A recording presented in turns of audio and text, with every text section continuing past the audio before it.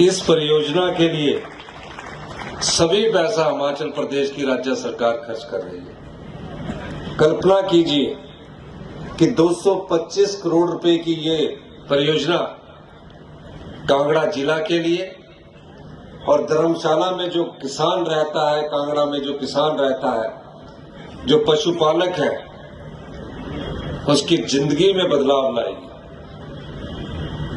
उसका महत्वपूर्ण अंग ये परियोजना है।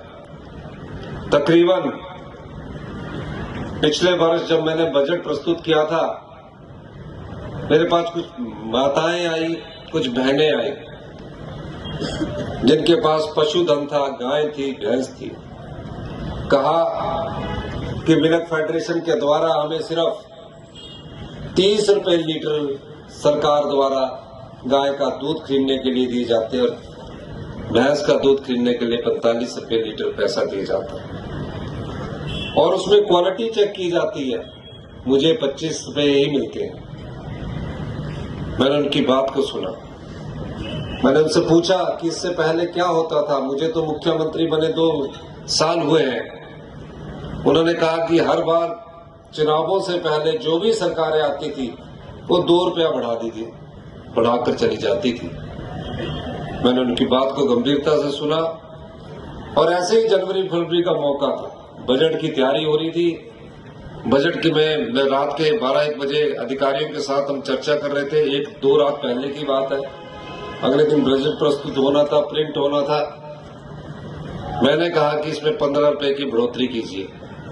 अधिकारियों ने कहा कि 1 लीटर में अगर आप 15 रुपए की बढ़ोतरी करेंगे तो ये पैसा कहां से आएगा। मैंने कहा क्योंकि मैं खुद किसान परिवार से आता हूं, हमारे माता पिता गांव में रहते हैं, आप जैसे परिवार से उठकर मुख्यमंत्री की कुर्सी तक पहुंचे हैं, तो उन्होंने कहा कि मैंने कहा इसकी चिंता मत कीजिए। और पहली बार 75 साल हमारे देश को आजाद हो गए हैं। पहली बार हिमाचल प्रदेश हिंदुस्तान का पहला राज्य बना जहां